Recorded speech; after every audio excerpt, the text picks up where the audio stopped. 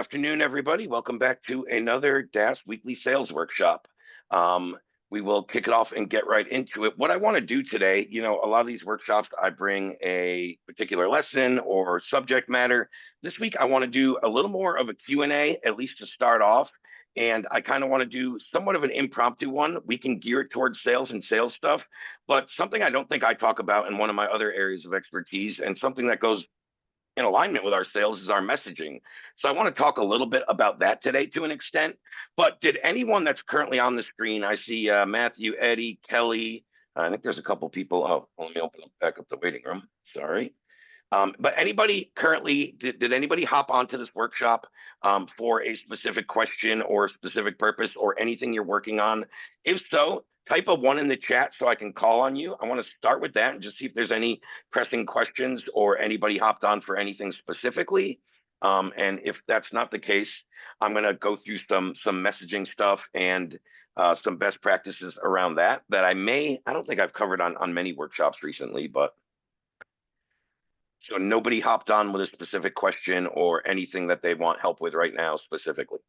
Matthew, I got one. All right, go ahead. You can go first. I don't see anything else in the All chat. right, Go right ahead, cool. Matthew. Let's go, dude. I've been going back and forth, and man, I've spent so much time in the school community and learning, and it's been awesome. Like the amount of hours I've spent on training, which, and you guys have done a phenomenal job. I have to go through all of Adam's new updates. And my question for you is, as I've been going into my warm market, which is the financial services market, I've had some ongoing questions regarding pricing. And if we're talking about intent-based leads versus the resolution pixel leads. I was kind of working the problem backwards and I wanted your insight on this. In my Right. industry, um, one new client can generate anywhere from 5,000 to $100,000 of revenue. Yep. And over the course of 20 to That's quite a 25 big gap right years, there. That's quite a wide. yeah, I mean, if somebody has, $100,000 of assets, you can make a pretty good chunk of change. If they got 10 million, you can make a lot of dough helping them. And they make What's way the more than average that. order value? Do you know an AOV in the industry? Um, there really isn't, to be honest Yeah, with you. That some is like aren't. the No, some there toughest aren't. question of my industry because it really depends on asset base that we're looking at. Yep. And so I try to like aggregate that. And let's just say, the average client might, generate about $12,000 in first year commission. And if it's a advisory client where I'm managing money for them in the stock market, that could be 10 grand a year for 10 years, right? Yeah. Yep. So I cut my teeth in this industry buying leads and being a lead junkie. Like the amount of leads I bought over time, 25 years is ridiculous. I And remember you telling me on our one-on-one. We discussed that a bit. yeah, and so I was working the problem backwards and looking at, an estimated AOV plus what I have paid for leads in the past, which would be anywhere from 100 to 250 bucks a lead. Now, I know with intent based leads, especially in the financial services, they're looking at a very narrow solution to a problem that they have. And so I kind of feel being new to this, and this is where I want you to correct me in my thinking, is because they're not shopping for a pair of shoes on a website that offers 400 pairs of shoes. We know that they're looking of one of three products on a financial services website. And I know what the AOV is. And so I'm looking at this going, when I've approached some of my warm market, my first question is, do you have the ability to retarget? And if you're currently running a tripwire or a lead magnet and you're only capturing 2 to 3% of your lead of your traffic to your website, what does that process look like? Because I want to know that they have the ability to do a comprehensive retargeting campaign. Otherwise, I got to do it for them, right? Yeah. Because the leads are powerful, but the real power is in the follow-up, whether it's a cold email targeting campaign with phone calls, right? Or Yep. just phone calls or just email. I prefer email and 3 to 5 step email plus a phone call from your sales reps to book them for an appointment. So I would even say one other thing in that industry, and I love you spend a lot of time in the school community. You see Brandon Collins in the last couple of weeks posting in the wins thing, and you see his strategy is email taking them to LinkedIn, and I think for your industry, LinkedIn is probably the social media platform where a majority of the buyers are. I would incorporate a bit of that strategy and also be pulling LinkedIn profiles where I can and adding people based off of searches or the niche in the industry they're in or whatever, right? yeah, man, Um, I LinkedIn so is a gold mine. was going to say a little Brandon strategy. I don't know how much you've looked through his posts, especially say in the last 25 days, but I would review those because he had a couple of really good things in there that I've recommended a couple other clients mix into to how they're doing things, especially if you're not primarily a paid ads guy, which it doesn't sound like that's what you're doing the most of. Not right now. Maybe in 6 months I'll do paid ads once I Let get me get into everybody kind of Cool. on Let me rails. kind of pick apart. You had a few different things, and I took some notes that I kind of want to hit there. But number one, you said something interesting about like the retargeting and can we retarget them? Now, number one, I would say the best way to retarget. Let's talk about the pixels separate from the audiences because it's a little different. And you were talking about website visitors and one of three products. So for the website visitors, the retargeting is always going to work best in ads. So if you're not doing that, can you still do it? Yeah, you can still do it based off the other aspects: email, cold calling, right? SMS, LinkedIn, email to LinkedIn, and those ways. I think it works best with ads, and that's where I've seen the clients have the best results with pixel retargeting specifically. Now, earlier you were also talking about like your first question was like pixel versus audience and how should I price those leads and how do I gauge intent. I don't ever really sell pixel leads as intent audience other than the intent that they went to your website. We don't necessarily know the same way we do with the keyword filter and things like that in the audience builder. We don't necessarily know what they've been searching for or intent other than they did visit your website. So if that's intent enough for that business owner, which it should be, I want to retarget my website visitors. That's all I'm saying, right? So Yeah, sorry, you have. and just want to add a degree of another variable on that. Many of my counterparts in my industry have their own radio and TV shows, and Oh, they you have mentioned that too. specific Yeah. topics that they cover on those radio and TV shows. And, the sophisticated ones use Google Analytics so they can see a spike in traffic, but they can't see who the F comes to their website. And so Right. I was thinking the super pixel, if I'm giving it to a radio or TV show host, we know what those people are going to the website for to get more information. That's why I was trying to explain these aren't just like general shoppers. I'm looking for a financial advisor in my area. No, these people would be like, hey man, I heard your show about 401k rollovers or Roth conversions, and I want more information. But because it's my first time seeing you, I'm not going to get your lead magnet. So I'm not going to put in my name and email address, but I went to your site and I lurked. To me, that's kind of like pretty good intent. And this is why I'm asking you, like, would you look at it differently knowing that, right? Yeah, I definitely I would look at it a little different based on the industry and how strong that audience is. All those factors you just mentioned. Yeah.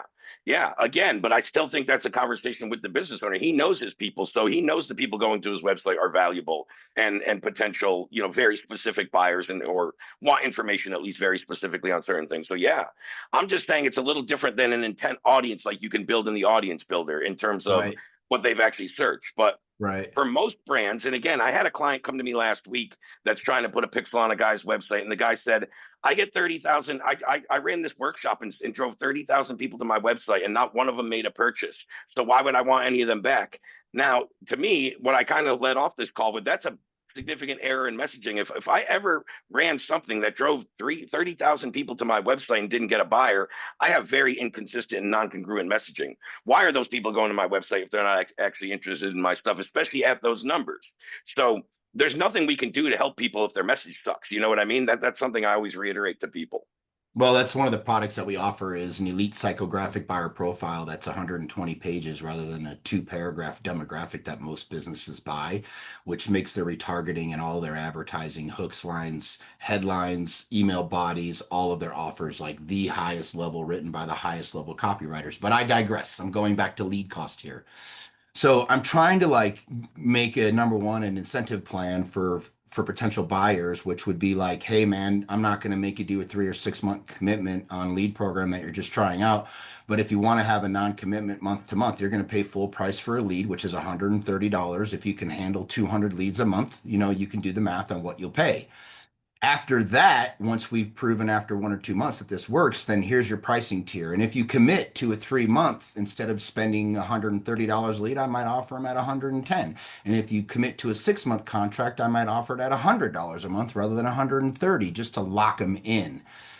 Um, and in my industry, the average cost for a lead is about 150 bucks. I'm new to Audience Lab and I haven't seen the intent data quality of the leads, although I'm very confident because I have gone through all the classes and I understand the methodology and all of the nerdy awesomeness that Adam and you guys have put into these What I would leads. say, Matthew, is as long as you're pulling it right and you know what you're doing and again, you're familiar with the tutorials and how to do it. And I even recommend sometimes having one of my audience builders double check your audience and just see if there's a filter or a keyword you missed. Hit up Jaden or hit up Roe or somebody that does a lot more of the audience building than me. I've kind of stepped out of that role in the company. I'm slow and clunky building my audiences. My team actually helps me do it half the time. It's funny. Yeah, those Two guys years have ago, been I was in awesome. there every day building audiences. Now my role's just evolved to that's just not where my time is best spent. So but yeah, those guys are also willing to work with you guys and put eyeballs on your audience. Say, hey, Matthew, that looks great, but I think if you add in this keyword or this parameter, we're really going to beef up the quality. And that's what you're looking for. I don't think with your audience and your pricing, it's necessarily a quantity play. It's the quality of the leads. And I think we agree on that, which is why you're so focused on the intent side of things, right? And especially at that price point, because that's what and thank you for clarifying. That was one, what you led off with your first question was like, how do I price these lead packages different for intent and like pixel versus audiences? So I generally, but some clients do, I generally don't sell like per lead packages. But again, I'm not saying it doesn't work and there's not a lot of people that do it. Matter of fact, the kid I just got off a one-on-one call with an hour ago was telling me he already has tiers of pricing where they can get 10,000, 15,000, or 25,000 leads, and he has different tiers. So he's selling per lead bulk, right? Not individually, but bulk. I normally personally sell per list, right? How many leads can you handle? X amount for one list. And again, I think in your industry, though, you're probably better off doing it your way, and you know the industry better. Because, like, going back to that workshop earlier this year, whether it was a spring or summer with Garrett, who works with private injury attorneys, he was saying how he charges 2,000 per list to this client, and it's a small firm, not like this big juggernaut national chain. Smaller local firm. They might have a couple offices, but right in whatever state area he was talking about. And he's like, Ray, I charge them 2,000 per list. They buy 4 lists off me a month, so that's 8K per month. And he realized 30 days in that he was significantly undercharging, but he could never go up on his pricing. And I hear some other people, maybe even some on this call, that kind of raise their eyebrows and fall back in their chair when I say they should sell lists at a minimum of $750 per list. And that's actually dirt cheap. And there's people that don't believe me. And then there's guys like Garrett, where he realizes each list he's selling them for 2K, they're on average seeing 30 to 60K return off each list. So he knows he could have 2 or 3x his price right off the bat, but live and learn. Well, I mean, So you can always increase your prices. I mean, we're victim of it every single day, and you can just say data prices has gone up. What are they going to do? Say no oh, you're after right. they've You had a can, but I think it's a 500 little times? harder discussion with somebody you're already working with and charging. I'm saying now you know for the next lawyer to charge that much, right? Right. But I Yeah. don't like to gouge somebody that I've already agreed to something in good faith, right? Yeah, they Sure. can go up, but you can't double or triple. It doesn't feel right to me, at least. I get it. Do you feel like the incentive pricing that I was just explaining, non-commitment versus 3 months versus 6 months, I'm on the right, track for I that? do. Actually, I could speak on that a little more. I do. If you know, I don't know if my sales guy gave you all the options, but that's one thing we do here. We for 3 and 6 months commitments, we reduce price. And actually, we just met with our team, and we meet for this probably a month before it happens, and now they go live on Monday. But Black Friday specials, ours are all about longer plans at discounted prices, and they're more about MRR and keeping clients and LTV, lifetime value. So all the discounts and their main savings are for six.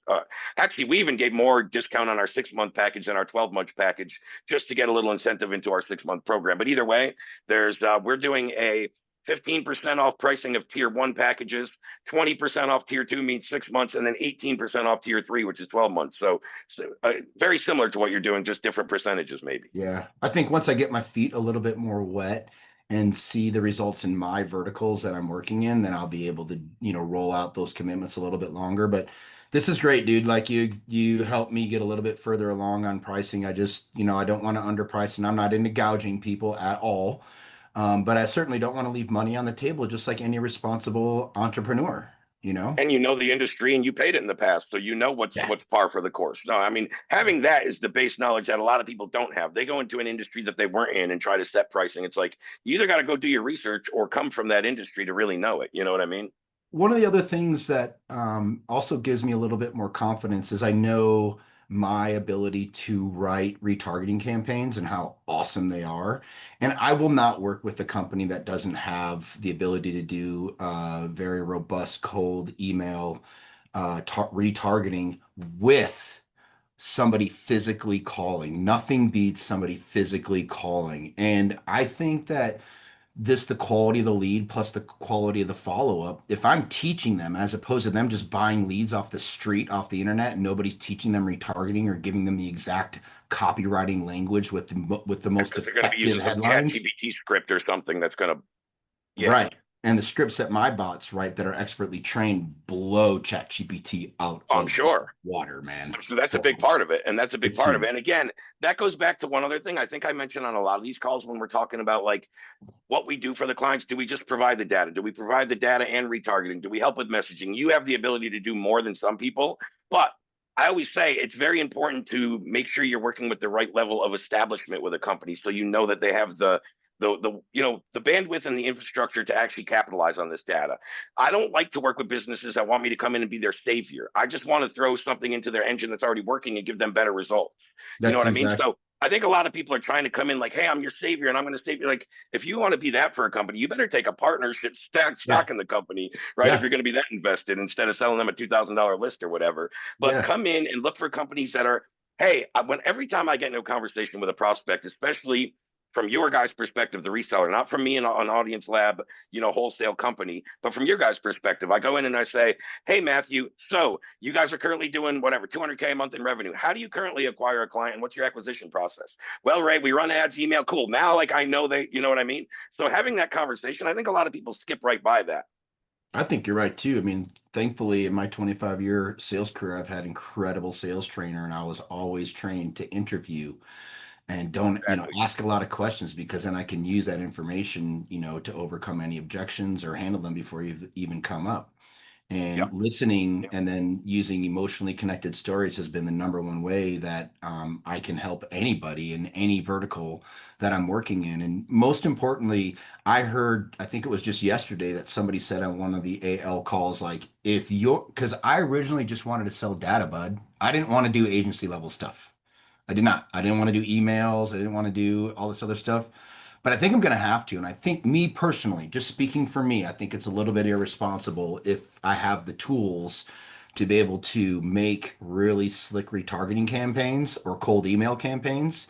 I think it would be irresponsible for me to not offer that as a service because my biggest worry is I would supply some really awesome leads to somebody and they might pay 10, 20 grand a month and they blow it up because they didn't have a real ability to follow through. And then ultimately my philosophy has always been if they decide not to resubscribe or buy another list next month, I failed them. Not the data, not them.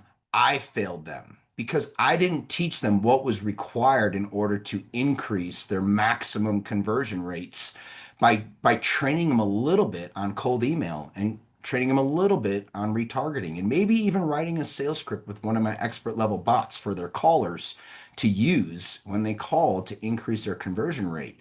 Now that's just me, okay? Everybody No, else you is know what? I love what you different, said there. I but got to cut you off for 1 second, but I love what you said there. For everybody else listening, what Matthew just did there as a business owner, as entrepreneur, is take responsibility and accountability and say, I'm failing them if I don't provide this because I'm so damn good at it and much better than them. You guys should all be thinking the same way, even if you're just providing data. That data providers, this data I'm providing is so much better than what they're currently using.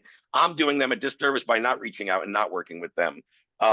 And that's a big step. So I love yes. hearing you talk about that, Matthew. And I couldn't disagree with you. I mean, I couldn't agree with you more. I'm sorry. I agree with you 100%. What I would say to that, and why what I think you're learning from, and this is valuable for everybody listening. What I think you're learning from coming in and hey, I didn't want to do this. I just wanted to sell the data, but I'm thinking I have to more because of your skill set, yes, but also the biggest differentiator between that low fulfillment model DaaS agency and the more full stack that does some of the reactivation is you ostracize and leave a lot of the market out because you can only work with those top tier clients that know what to do with the data. And if you're working totally enterprise and totally, Fortune 500, Fortune 1000s, yeah, you could be hands off. They all have media buyers, they all have marketing departments, but 90% of us are not targeting that market. I think specifically in the industry you're in with like financial services, mortgage, loan, 401k, all that stuff, there's a lot of great service providers, but there's not very great marketing and advertising people. So I think 80%, 90% of your industry, you wouldn't really be able to help if you were the hands-off model agency, which really limits your market share. So that's what you guys also have to look at. That goes back to what I said one statement ago before Matthew was just talking about working with that higher tier client. If you are going to be hands off and you are steadfast on that and you're not willing to either go learn other skills or do some of the remarketing and retargeting, make sure you're setting solid prerequisites for your clients. I'm only working with businesses, and again, go look it up in your industry. But for instance, I'm usually looking for like these 4 prerequisites. How much revenue are they doing per year? How many years have they been in business? How many team members? And maybe there's 1 or 2 more components depending on the industry. And then I start to know, hey, if I want to be a hands-off data agency, I got to work with people that have been in the business 5+ years, that are doing 7+ million, and that have a team of 25+. Like once you know that, you should only book calls with those people. And where everybody kind of bends, and I'm not saying it's not wrong to bend, but you have to really, you got, nobody can pick for you what you want to do, the low fulfillment or more full stack. That's on you guys. I can recommend all day. But I've seen so many of the people that were steadfast on low fulfillment DaaS agency, and then the first client they get that says, well, I don't have the bandwidth to do the remarketing, they cave and say, okay, I'll do it for you. So then if that's the case, why didn't you just focus on being a full stack agency? You know what I mean? So you got to be very firm in whatever you decide. There's no right or wrong. It's what works for you. And obviously you learn as you go. Matthew, I think you understand really quickly, like, hey, I kind of want to be that low fulfillment model, but it's just not going to work with my industry, especially more so with your skill set and what else you can provide. They're going to get better results. So, and then you can also charge a little more for your services. Those are the 2 Right. big differences with low fulfillment to more full stack, right? Low That's fulfillment, exactly I'm right. going to charge a little less because I'm just providing the data and I'm hands off, which means I can also work with a lot less companies. More full stack opens myself up to more market, and I can charge more because I'm providing more services, more expertise, more time, all those things.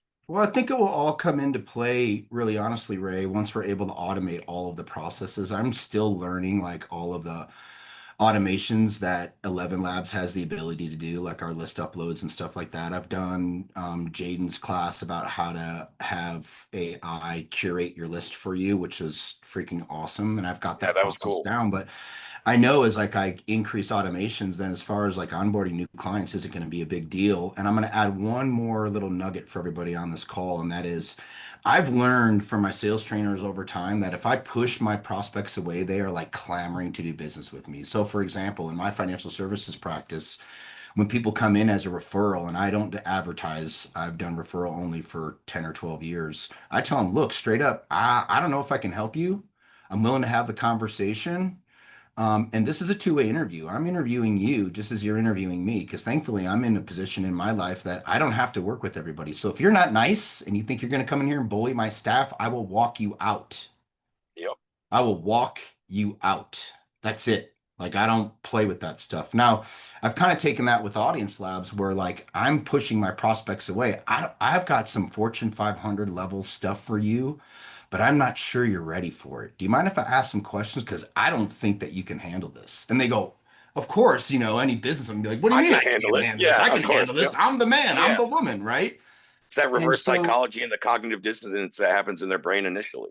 And it works so well, dude, because when I'm pre-calling them to find out if they have retargeting and email capabilities and if they have phone call abilities, that's what I'm really trying to discover. Like, and if they Yeah. don't, Oh yeah. and I'm challenging them, I might tell them straight up, I don't think this solution is for you. Well, why not? Well, you don't have any ability to do any of your own emails. Well, how can I use this? Well, we have Yep. an email service. It's $1,500 a month. If you really want to do this, blah blah blah blah blah. And But that's where you get I upsells push and away, cross man. sells.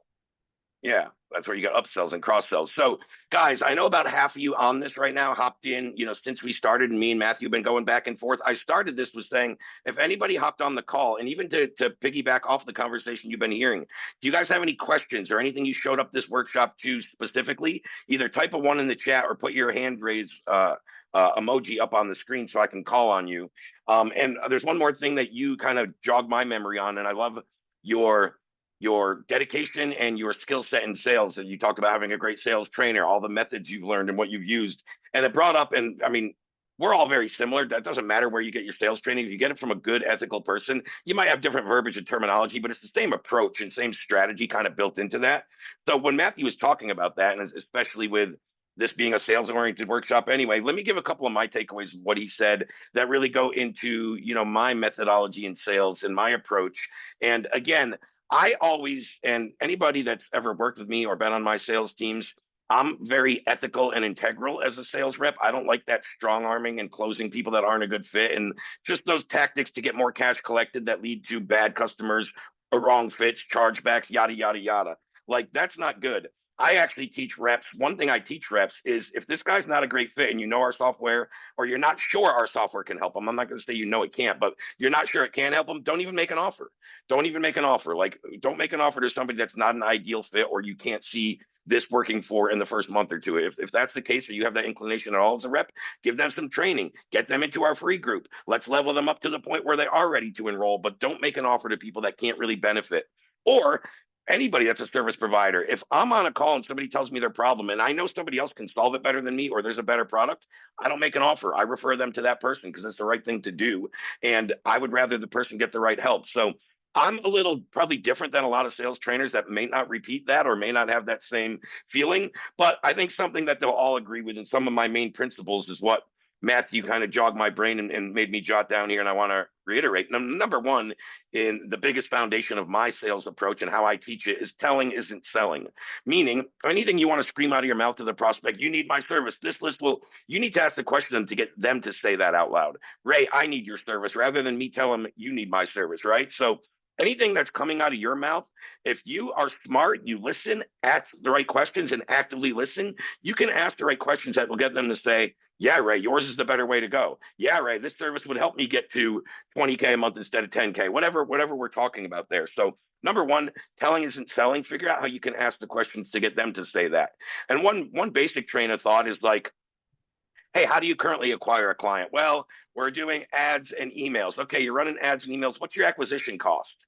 My acquisition cost is $120 per client, right? Okay, acquisition cost of 120.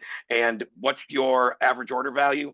$160. So you only have about a $40 margin when you're paying out sales commissions and overheads. Doesn't sound like there's a lot of meat on the bone. Let me ask you, is this a better solution for you? What if I could give you in-market first party intent driven data that can actually lower your cost per lead and acquisition by anywhere from about 25 to 40% overnight?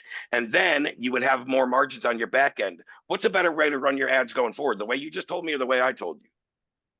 And then sit back and show it. Very rare they're going to say, well, the way that cost me more money I was doing before. Like, who's going to say that? So it's all about just asking a question where they have to logically say, your way is better, Ray, right? And there's so many ways to do that. That was just, again, a quick one off the top of my head.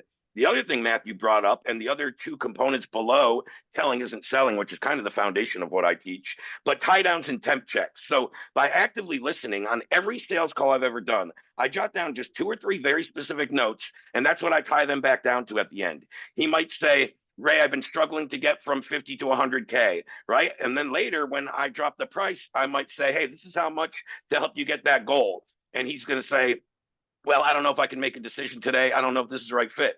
You just told me 10 minutes ago, Bob, that you couldn't get from 50 to 100K without this solution. And then when I just asked you, you told me you were 9 out of 10 with this being the thing to help you get there. So what's there to really think about? Right. And then make him answer you. Don't just bail him out. Sit back, be quiet, and he's going to wrestle in his head and say, you're right. I do have to make a decision. Right. Or I did say it was a. And so the other thing that goes into that when I tie people down, especially right around the price drop, right toward the end of the call. I can use tie downs in different ways in the call, but I'm talking more specific to the actual sale. I also temp check prior to that, right? And you guys have probably heard this. This is in all my scripts. But hey, Bob, on a scale of say 1 to 10, 1, Ray, you're ugly. Let's hang up now. 10, I need your data to get that result. Where are you in terms of this solution being right for your company? Right. And when you do the sales call right throughout the frameworks that I've laid out, probably that Matthew's learned similar, it's very rare I get less than an 8 out of a 10 when I do that temp check. Very rare. 8 out of 10, I can assume the close and pretty much go right into that. And even an 8, because I'm kind of hard on myself, I want a 9 or a 10. I'll sometimes say, hey, Matthew, so you're an 8 out of 10. Why aren't you a 5? Well, Ray, I love this, and I love this. So they start talking themselves up about everything they like. And then I'm like, okay. And let me ask you, what's missing out of here that we're not a 9 or a 10? Well, Ray, I just don't know about the level of support. I've been in some data platforms. Oh, what if I told you we offer 24/7 same day support booking? We offer 11 workshops per week, and you have direct DM access to every expert on our team. If I gave you that much support, would you feel more confident? Yeah. So now where are you on that scale out of, up to 10? Well, I'm closer to a 9 or a 10, right? All right, great. Boom. And then, right. So That's what I'm talking about. It's the way to work your way around temp checks. Even if they give you a low number, let's say they give you a 5. Now, I wouldn't shoot for this. And if so, you really got to self reflect, because I'm going to be honest. If you get a 5 out of 10, you stuck somewhere in your sales call. I'm not going to sugarcoat it. We shouldn't be getting 5s when we get to the end. And if we are, we're either making offers to the wrong fit, or we did a very poor job presenting the value. It's one of those two things every damn time.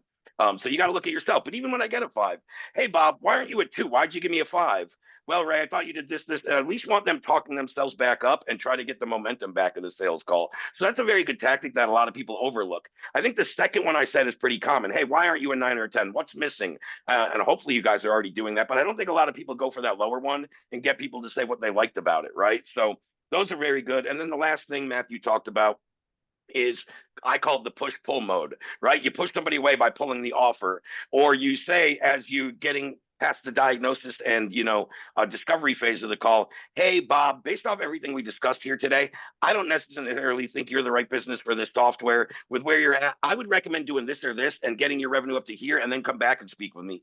Well, Ray, what if I was willing to invest and up my ad budget today so I could get?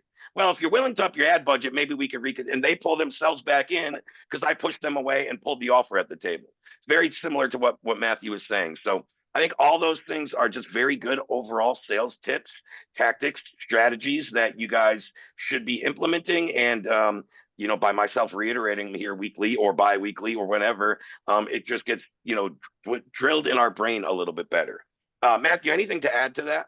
Yeah, my biggest thing, man, is I want to do 2 call close, 3 tops. I don't want to be going back 4, 5, and 6 times. It's a whole waste of my time. You're either hot to buy or you're not. Don't waste my time. Like, I got better stuff to do. And I will cut people loose quick and on to the next. I will ask you, and with your permission, I built an incredible AI sales guru on Poe. It's got over 90 pages of configuration. I'd be willing to give it to the group for free if anybody wants to play with it. It is the ultimate sales guru genie. Like, you can load in your contacts of any of your questions, and it is loaded with all of the best sales trainer in the world, and it does unbelievable stuff. I'd give it to the group for free.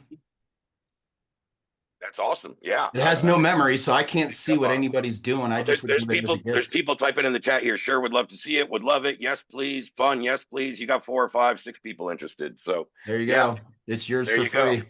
Have fun with Awesome. it. I just did some role playing with it last night, Ray. I hopped on there and was like, "Hey, I'm your prospect. I own a roofing business, and you're gonna sell me intent data leads. Let's Nice. role play." Dude, it was awesome, man. Like a 30-minute conversation, and I just dug in on all my objections. And dude, it spit out like all the language that I was like, save it all, save it all, read it and reread it and train myself on it. Like, it was good. I just saved the link myself. I'm going to play around with it. I'm going to give you my thoughts and feedback after I try to play around with it. Every time I Just get to one of these things, I try to break it or confuse it. But if I can't confuse it, it's really, really good. So Just I'm make going sure to you check it add out and play. context that you're talking about, your I type know. of leads that you're talking about, right? Give it Yeah, context. I know how to prompt it and set there. Yeah. I'm familiar. I play with all kinds of. There's a few sales trainers that hit me up for my feedback on their new AI tools and their call audit tools, and I just run through and I try to break them and find the gaps in them. But I know Yeah, what I'm go doing. for it. But no, I'll be interested to play around with it. No, Hit and that that was thing with a another good point. sledgehammer. Matthew just brought up the sales cycle, so I agree with him. Within Audience Lab, just so you guys know, our average sale is 5 business days, 2 calls. So that's our average sales cycle. About 60% of our deals close in that time.